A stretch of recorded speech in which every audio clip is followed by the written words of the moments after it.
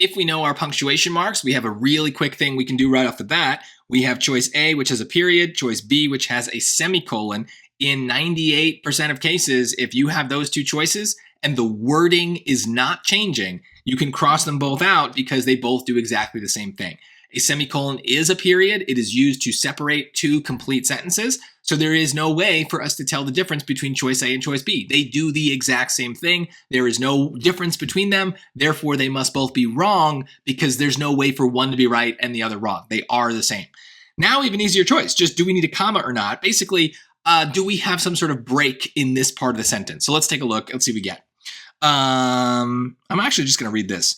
Hoping to help her students and their families outside the classroom, Huerta left teaching to start the Stockton chapter of the Community Service Organization, a group focused on the needs of local farm workers. Yes, we definitely need a comma. We have an intro clause. Intro clauses in a lot of cases are going to start, actually not even intro clauses, just extra clauses, are going to start with ing verbs. The reason for that is that those verbs are not strong enough to anchor a sentence on their own. They provide extra information, and so we can either put them at the beginning of sentences or at the end, or even in the middle sometimes. But regardless, the point of a comma is to show that separation, to show us where a sentence begins and ends, or where the pieces of a sentence come together. And so the real sentence here, the only part that's actually like essential is Huerta left teaching to start the Stockton chapter of the Community Service Organization.